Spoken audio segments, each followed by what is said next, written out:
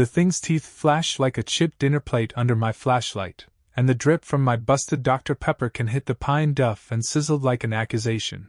The chain link behind me rattled as if someone had run a fingernail across a comb.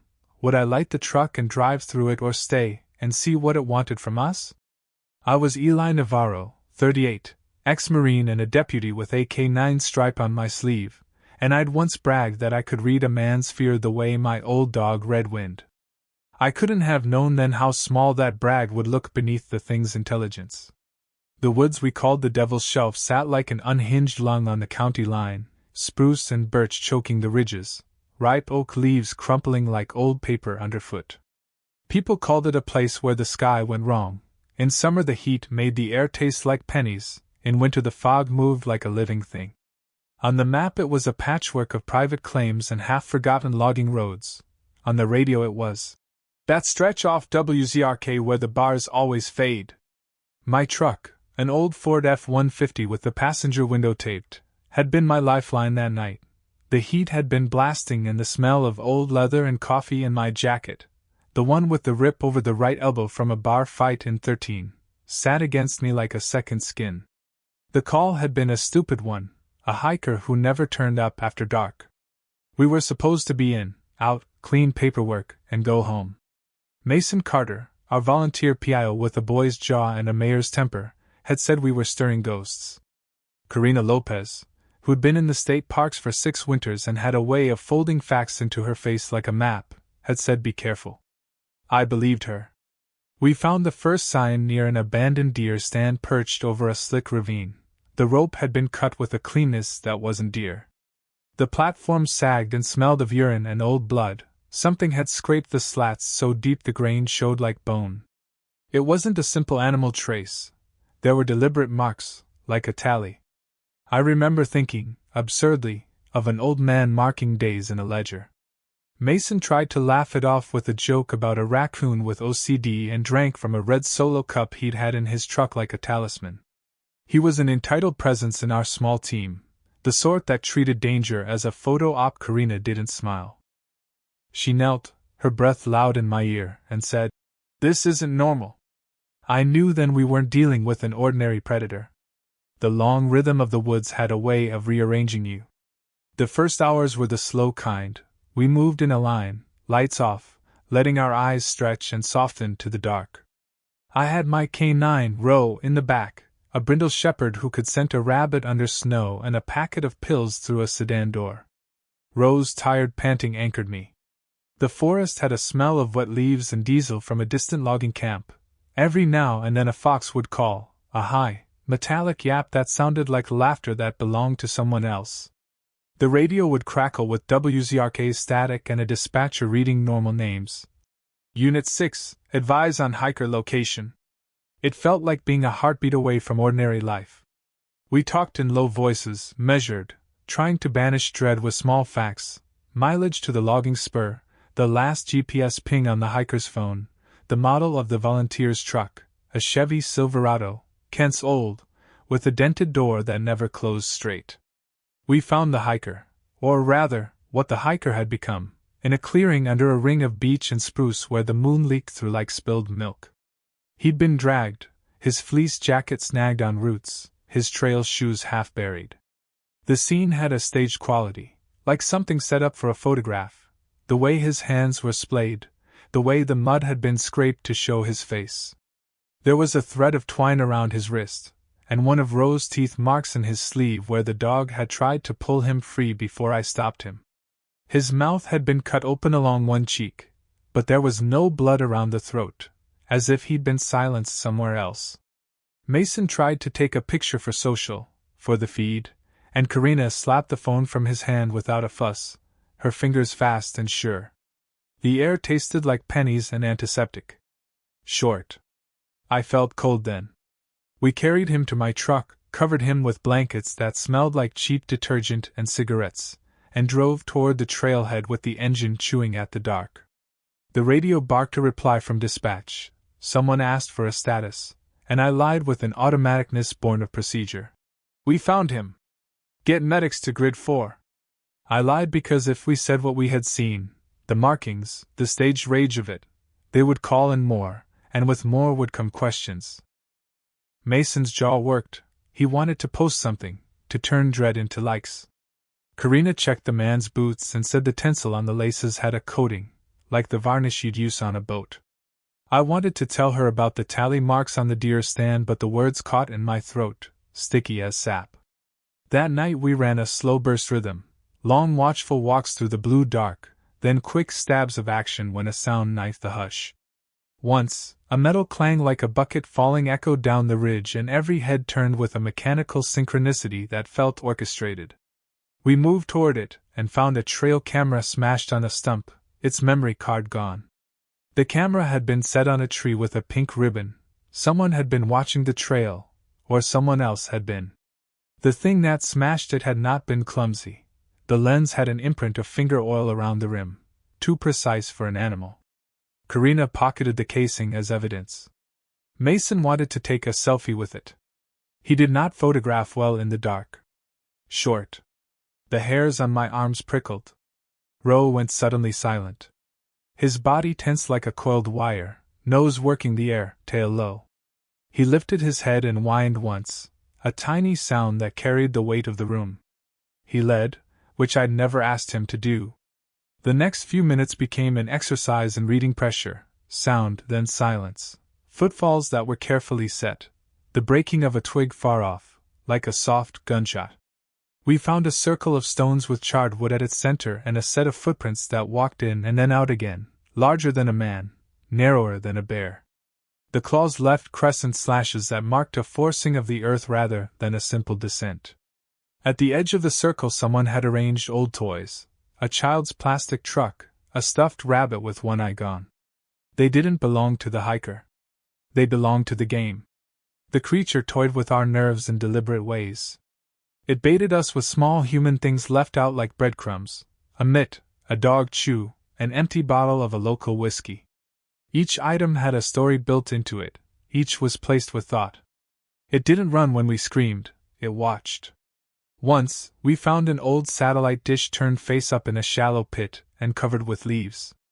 Inside lay a man-made object, a drone battery taped to a GPS tracker. Someone had been looking for something down there and used the dish to signal, like a mirror catching sunlight. Or like a trap. The idea curdled in my gut. We were not the first. Short. I tasted iron. The first set piece, the drag body discovery, had flattened something in me I hadn't known was whole. The second came when Mason, in a stupid, belligerent move, tried to cut a path through a patch of hemlock that the rest of us were avoiding because the ground seemed wrong there. He'd been poking at a tangle of roots with a hiking stick when something low and feral erupted from under the leaf litter, a wildcat, or so the first thought said. But this thing howled in a human-backed chord, like a throat trying on a man's words, and another figure leapt from a stump and slammed into Mason, knocking the breath from his lungs and pinning him face down into the wet earth. We ran. Ro was on it in 2 heartbeats, teeth flashing. Karina reached Mason first, and drove an elbow into the thing's flank as if she could insert common sense into muscle. The creature's hide was wrong, not quite fur, not quite skin, it had a coarse ridge that made my glove catch. It dragged Mason a few feet like a rag and then stood and sniffed at us in a way that suggested disappointment rather than hunger. Its head turned like a predator taking inventory. The sound it made then wasn't a growl, it was a precise, almost deliberate click of a tongue on teeth. Short. Mason didn't move. We got him up and ran with Mason whining and cursing under his breath. He had a strip of flesh down his arm and a bruise across his ribs where something had pressed too hard. He kept saying it was a bear. He kept saying it was a coyote. He kept saying it wasn't the wood's fault. Karina cleaned him up with a field bandage, her hands steady. At one point my hand brushed hers and she didn't move away. She squeezed my palm the way you squeeze a friend awake. It was a small thing, a micro-romance strapped into rubble, an index finger over my knuckles, a breath close to my neck. I felt a warmth there and hated myself for it because inside that warmth was the knowledge that we had just survived something that thought like us and planned like us. The creature's intelligence became impossible to ignore. It left marks on trees that looked like runes but resolved into a pattern when you stepped back, an arrow and a head, an X, and a circle. It baited us with food and electronics. It tested doors. The claws on a cabin door were not random. They probed the lock in a way that mimicked our hands. Once, it pushed a picnic cooler under the porch of a vacant hunting cabin and waited. We watched from the trees as its head ducked under the eaves and a small light, a headlamp, blinked from within the cavity of the porch. Something moved the cooler, and the light died. That was not the panic scuttle of an animal. It was an experiment. Short.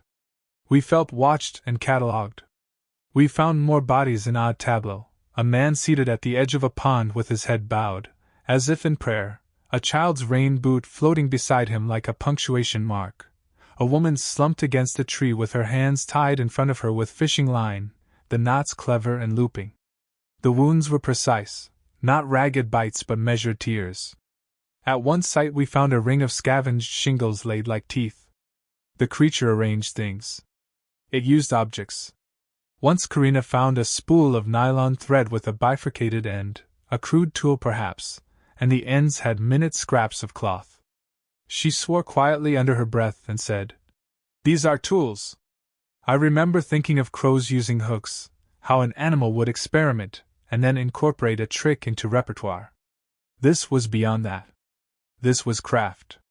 We improvised the way you do when the world gives you a problem and nothing else. Paintball grenades from a nearby woods club, cheap, loud, messy, became distractions we could throw to buy a few seconds. A broken propane lantern in Mason's pack became a bluff. We set it near a path and made a show of igniting it, then doused it before it could burn us. We used car batteries to try to power a commuter drone, to put eyes in the sky. The drone flew long enough for us to spot a movement, two silhouettes at the edge of a ridge, one bigger, and then the feed went to static as if someone had cupped their hands over a speaker. Using mundane objects felt foolish and right. It was all we had. When Roe was injured, a slash across a flank that bled slow and sticky, we used the truck's jumper cables as a tourniquet for lack of better gear, and when the battery sparking made me think of waking bolts of lightning, I realized how fragile our improvisations were. Short. The world snapped in small shocks. One of our set pieces, an unexpected twist, came in the old funeral parlor on County Road 17, a squat brick building with frosted glass that had been empty since the owner retired and left the embalming machine behind like a secret. We took shelter there after the drone feed went black, thinking solid walls meant safety, and found the parlor's embalming table turned into a shrine.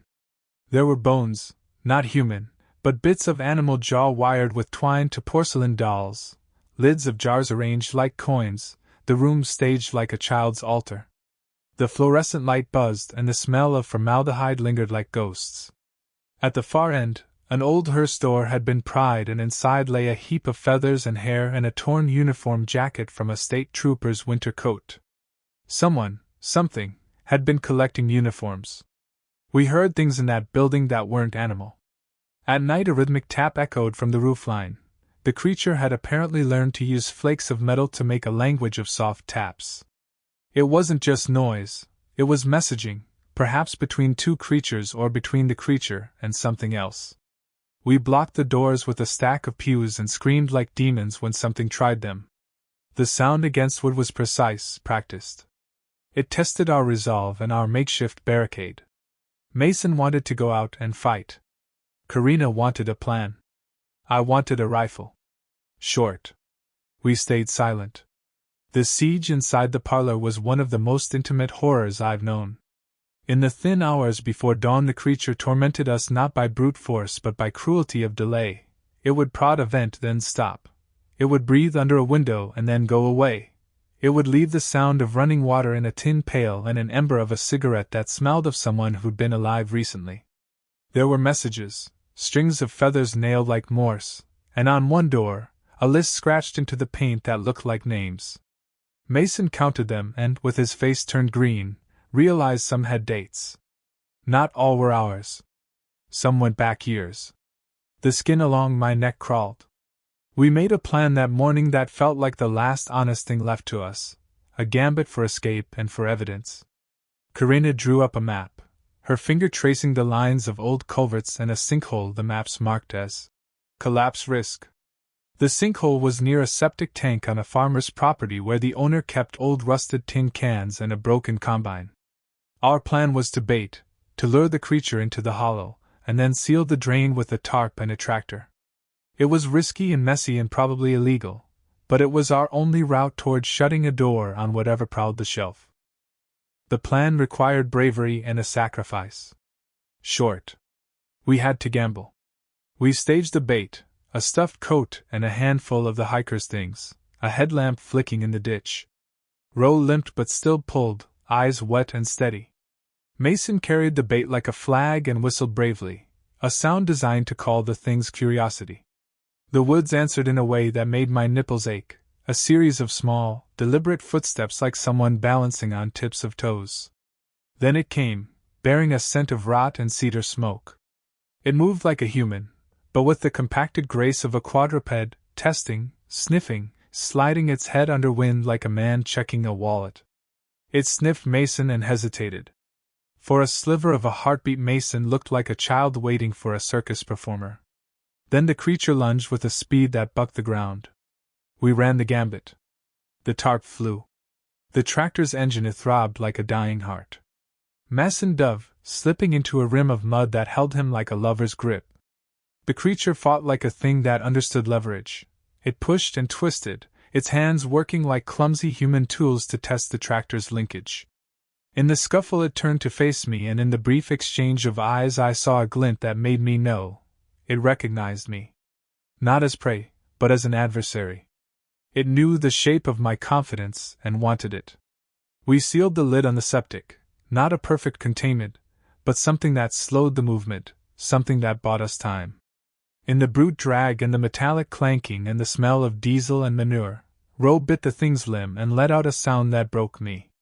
It screamed, a tearing, human sound, and retreated into the brush, leaving tracks and a bloody smear behind. We stayed around that pit laughing and sobbing in the same breath, a weird hymn of relief. Karina pressed her forehead to my shoulder then, and in a small human motion she put her arm around my waist. It was a tiny rescue, a hand across my back saying we had not lost each other yet. Short. We had a wound. The aftermath bled into bureaucracy. The sheriff's call came like a blind shove. File this under deaths by misadventure. Pat down the men with a smile, and log missing persons as left voluntarily. Higher up there was unease. I fielded a call that night, the kind that made my mouth go dry. Navarro, careful how you word the report. The voice on the line was soft, not a yell but a pressure over the phone. They wanted no panic. They wanted local.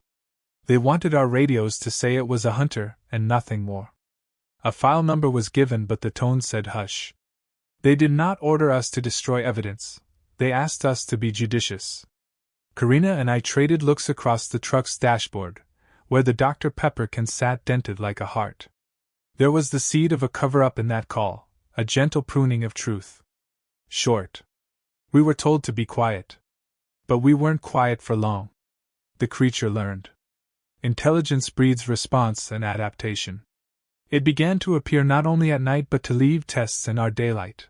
A rope around a signpost tied with a knot we'd used in training, an old campaign button for the mayor we mocked, a grocery receipt from a Safeway that had been in my wife's cart last weekend. It was personal in a way that felt like malice. It left a note of 2 feathers tied with thread on Roe's collar the morning Roe died. He caught a second wound days later, a deep cut to the throat that bled him out in my lap while Karina put her jacket over his muzzle like a shroud.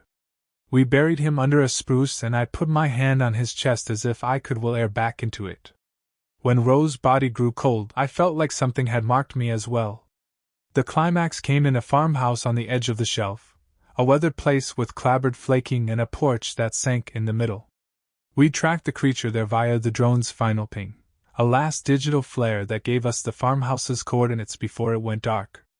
Inside were trophies, strips of clothing, a dresser drawer full of buttons and pins, a wall pinned with catalogs of faces.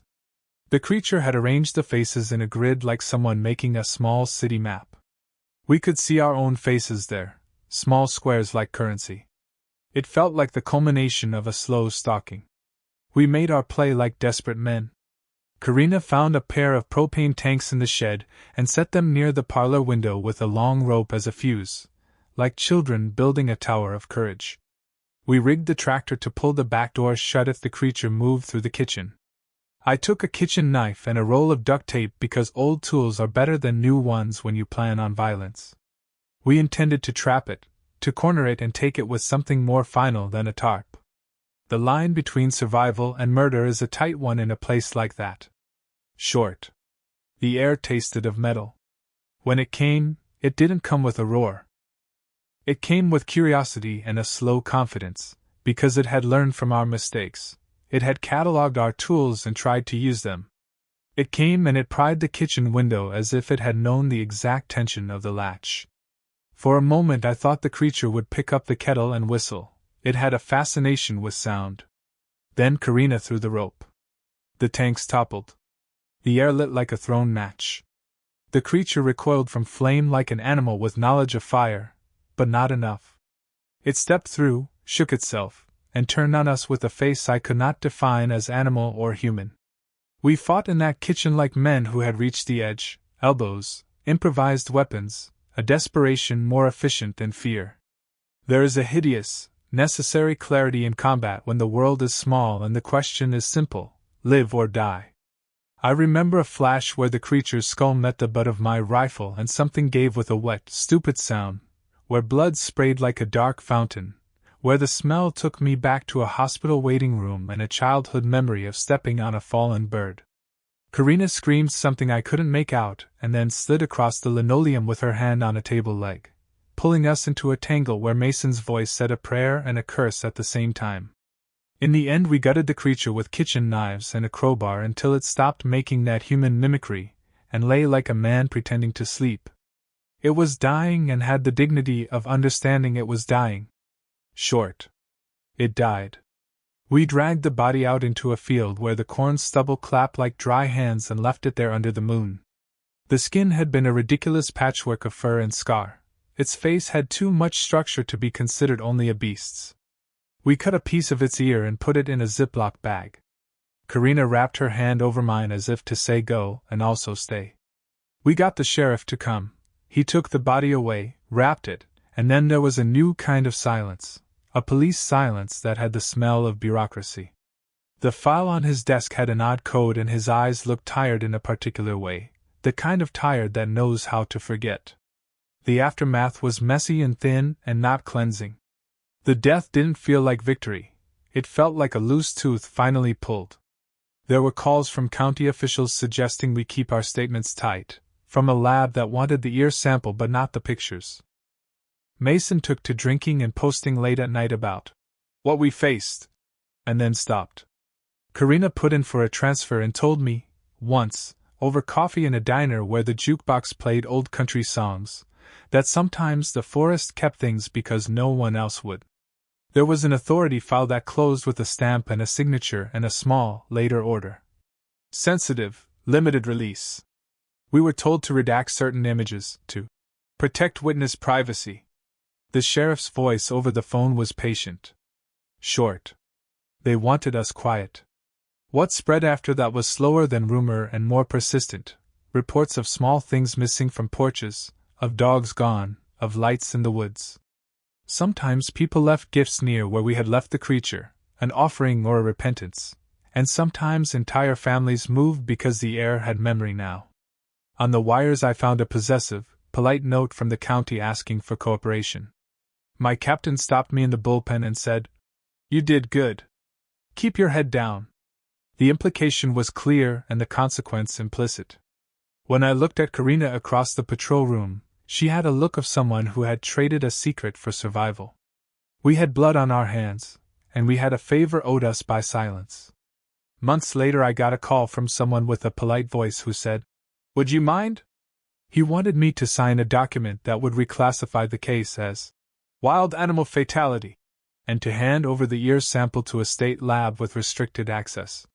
He sounded tired, like a man who had seen too many things and decided to lose fewer of them to the internet. There was a hush order attached, a clause about preventing public harm. I signed because my wife wanted normal, because Mason had already left county lines, because Rose Graves sat under a spruce with a cairn of bottle caps. Karina didn't sign. She left the paper on my kitchen counter and said, "Some things can't be filed away." She didn't say it as a reprimand, more like a report. Short. We were complicit and clean. Sometimes, when the nights are very still, I hear a sound outside my house, a delicate tapping, as if someone were examining a window. I keep the blinds down and the Ford under the carport sleeps, its headlamps like closed eyelids. I keep a jar with rose collar in the top shelf of the closet, and sometimes I take it down and smell the collar to locate the exact place where I let the world become monstrous and returned it to sleep. I check my phone for messages. No new calls from WZRK, no more drone pings, and I close the drawer on the file with the ear in it, which the state later catalogued as specimen unknown. Short. It never really ended. In court of public opinion, the story got smoothed into a cautionary tale, a footnote about local oddity. The mayor smiled at town hall and said the woods were safe now. The news anchors read the brief with a practiced neutral warmth. People liked the photos until they didn't. I kept one photo in a shoebox under the stairs, a picture of Roe with his head cocked like he knew something I'd only later understand. Karina moved west and wrote me once that she'd taken to hiking in daylight only, and even then with a tall stick. Mason disappeared off the grid. We heard he started a vlog, but the feed died. Short. The world demanded forgetting. There were nights when I dreamed the creature's face reassembled itself out of knotty wood, when I would wake with the image of the ear sample under my pillow and the taste of formaldehyde in my mouth. When the sheriff's office called for my deposition in a new review, the voice on the other end sounded earnest, as if someone hoped to pin the chaos down into neat facts. I read the statement back and left out the parts that would have made the file heavier. I signed. Karina refused to sign the same lines. She wrote an addendum that the lab later processed, and then put into a sealed envelope in a vault. When I asked her why, she said, "Because some things are proof against tidy endings. I don't know if we killed the last of them. I know we killed one. I know the one we killed looked back at me like a thing that had been cheated of a plan. There was pain in that look and something that resembled sorrow, and for a second it made me wonder whether we, with our need to fix, had truly fixed anything. We left a thing we did not understand on a field in the dark, and then wrapped our hands in paper and silence. The county filed its reports and the case closed, stamped, and slid into a drawer. Short. The drawer is heavy. Once, months after, a hiker turned up at a nearby lodge with a story about a man in the woods who sang like a nightbird. The hiker's voice cracked at the bar and then steadied. Mason, from somewhere I couldn't place, had called it the legend. Karina sent me a postcard on cardstock with a photograph of a cedar, and on the back she wrote in her careful handwriting, "Keep the ear." I did. The state lab eventually sent results that read like a bureaucrat's dream. Inconclusive, anomalous tissue, further study recommended. It went into a file labeled sensitive. The file was locked. Short. We kept a secret. If this narrative has a moral, it's not the one you expect. It's not be brave, or trust the authorities. It's that sometimes the things that look like monsters are patterns made by things that learn to think in our world, and sometimes our hands are the instruments that finish what nature begins. We improvised, we fought, we made bargains with the forms of law. We covered up because it's easier to carry a single heavy secret than 1,000 small ones. I keep thinking of Roe's jaw clamped on that creature's forearm the moment before it slumped, the way his teeth glittered like the chipped plate of that first image, and I wonder what would have happened if we had taken a different road. Short. I think of other roads. I have nights when I go back to the deer stand and sit on the platform and watch the woods breathe, and I can see the tally marks on the flake slat even though the wood is rotted. I touch them with a glove and feel the grooves catch. The wind moves the birch until they sound like people having a hushed conversation. Sometimes, very rarely, I swear I hear a tapping that isn't wood at all but the sound of the creature testing its fingers on a lock to see if it still works.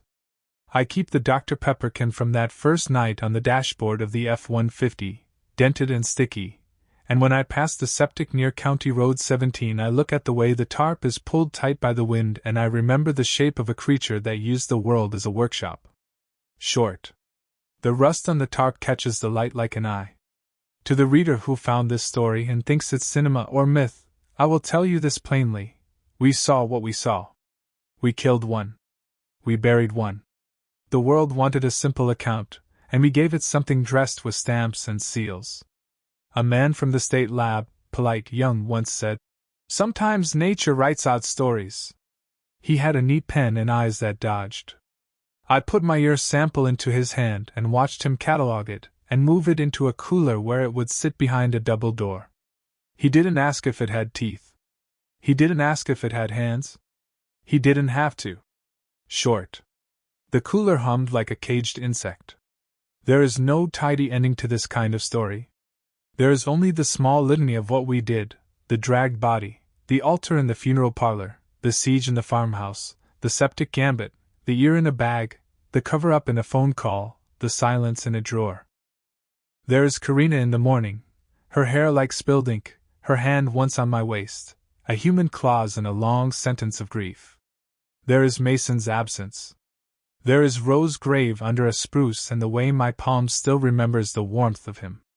There is the Dr. Pepper can, the radio's distant static, and the way the world rearranged itself into a map of small losses. Short. I still wake to the sound of wind. So will I light the truck and drive through it if I hear tapping on my window tonight? I think back to that first question and answer honestly. Sometimes you do, sometimes you don't. Sometimes you close the door and act like the world is the way it was before, and sometimes you take a rake to the soil and find the thing curled like a secret. My credit for courage is not the heroism I once claimed to own, it is the willingness to go on, to hold a small truth in my pocket, and to remember. If you want to believe this ends clean, it's because you want peace. If you want to know what I now believe, it's that the woods keep certain kinds of cleverness, and clever things remember us long after we think the ledger closed. Short. The woods still remember. I said I'd answer the small moral question at the start, whether to run or stay, and I've given you the contours of that answer with blood on my hands and a divided conscience. I won't dress the truth in heroics. Sometimes staying meant learning enough to survive, sometimes running saved us from becoming trophies. In the end, we did both. We learned, we improvised, we paid with a dog's life and a man's sanity and a quiet signature on a file. We left a creature dead and a dozen questions alive. That was our bargain with the dark. Short. The bargain stands. If you come to Devil's Shelf with a map and a flashlight and the arrogance of someone who thinks they can solve a riddle with a notebook, take a breath and remember what I said. Leave the toys and leave the lights, or bring friends who will hold your hand while you listen. And if you ever hear a tapping at night that sounds like someone testing a lock, know that the world is learning, and that the thing that learns can use the same tools as us. I keep the ear in a drawer. I keep the file in a folder stamped sensitive. I keep Mason's last text unsent in my phone. I keep Karina's postcard folded inside my Bible. I keep the memory of Roe under my palm. The woods keep their tally. Short. We kept the tally too. I went back once more, alone, because I was greedy for a closure I didn't deserve and because grief makes you curious in a way that feels like duty. The deer stand was more rotten than memory, a leaning tooth of wood and rusted nails that complained in the wind.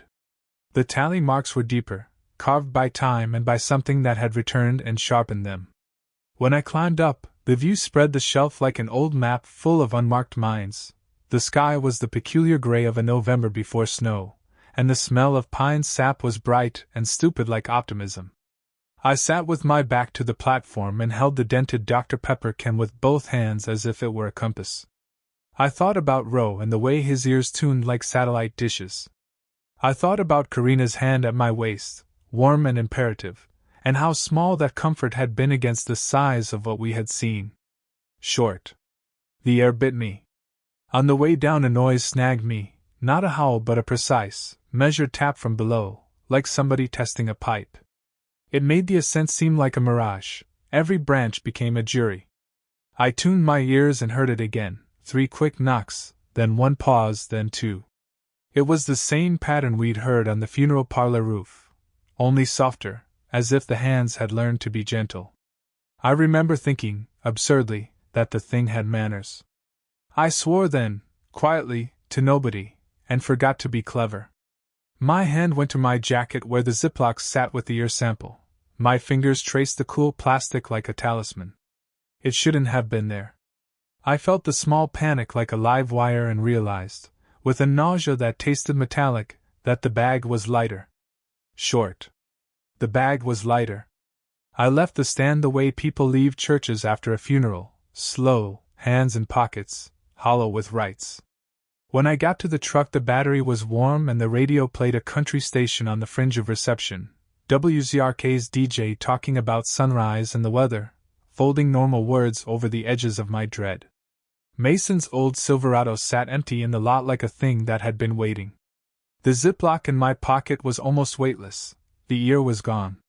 The realization hit so clean it split the day. Someone or something had taken it while I was up on the stand, had reached in and stolen a piece of evidence that meant more and less than we had all decided it did. If there was malice, it was precise. Short. The evidence vanished. I didn't call the sheriff at first. I drove quietly to a bridge and sat there until the light went thin enough to see the bones of the map. Karina texted, 2 words. We know. Her message had a cold, sharp steadiness. I thought of everything we'd done, and all the things we hadn't. The handshake of the law had been warm in some places and indifferent in others.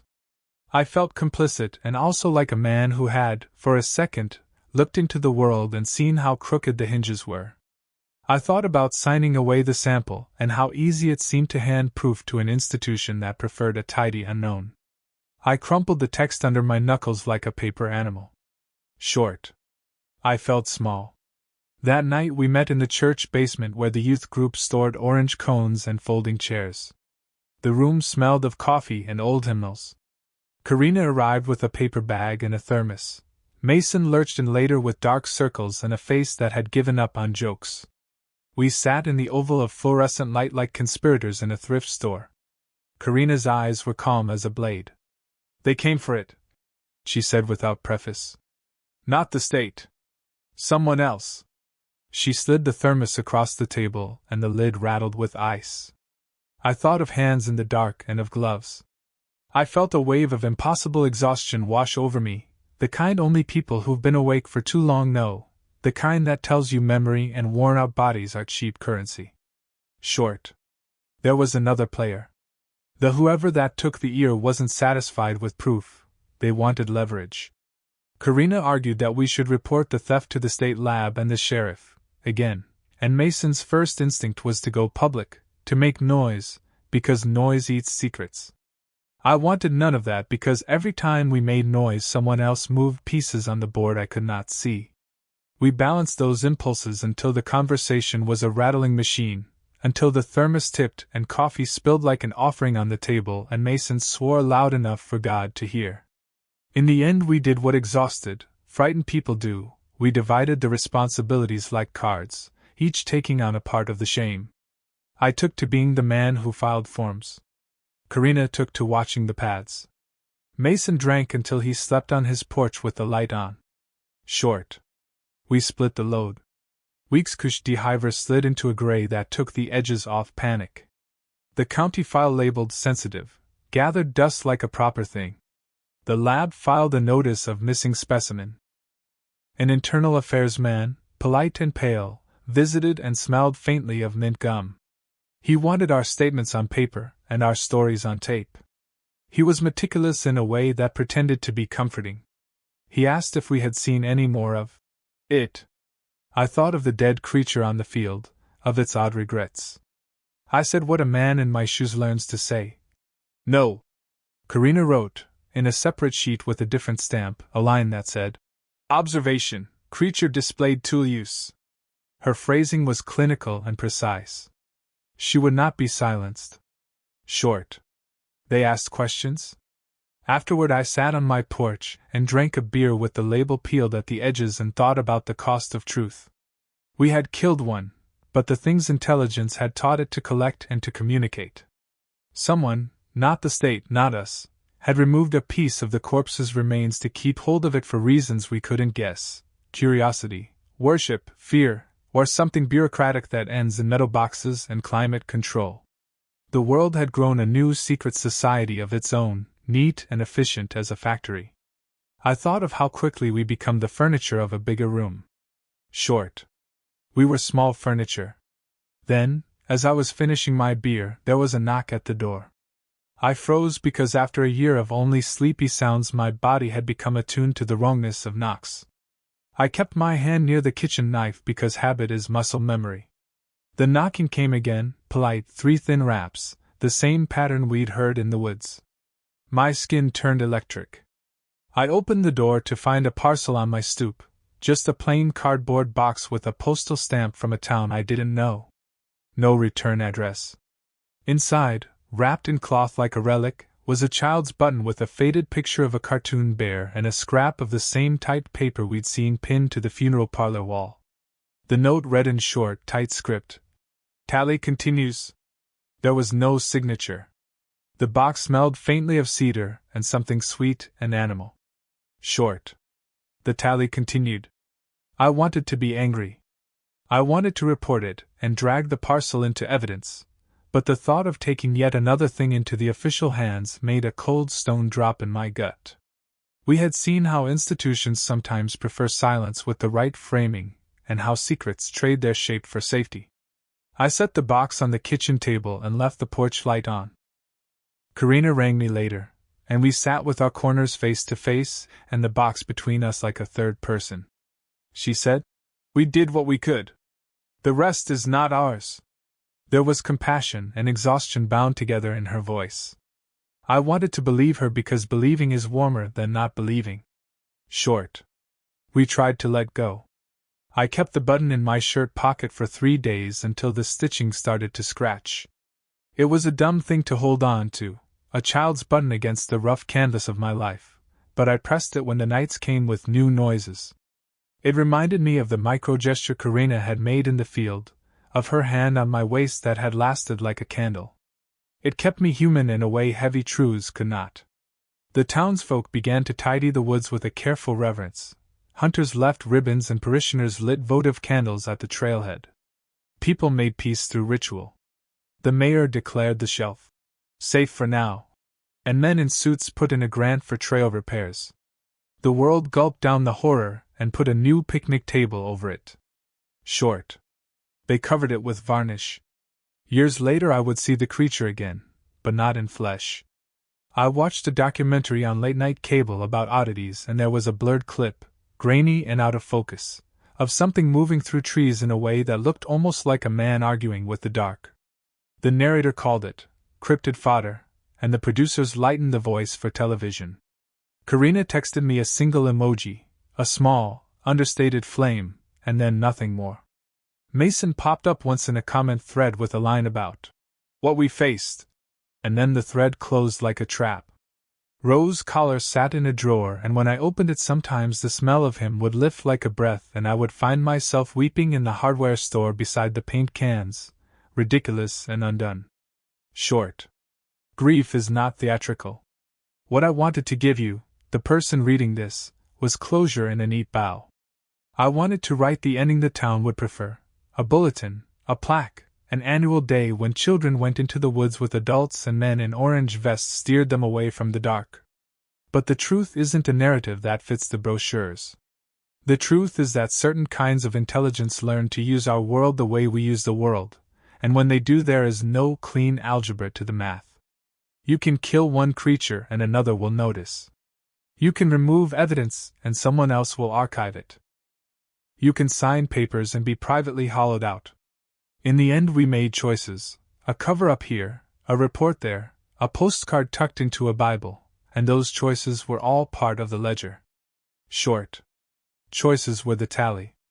If you asked me whether we'd do it again, whether we'd risk rockets of propane and the bite of a knife for the chance to close one more door, I have to be honest, yes. Not because we were brave in the way songs make brave men, but because we had no other credible currency. We traded courage and deceit and poor tools, and we paid with the softest things we owned. We paid with Roe. We paid with Mason's sleep. We paid with Karina's willingness to keep a list. That payment didn't make the world safe. It made the ledger longer. Short. The book got thicker. So the final direction I leave you with, this is the last paragraph I will give straight and plain, and then I will fold this account into my drawer like the rest, is this: the woods keep records in ways we don't like.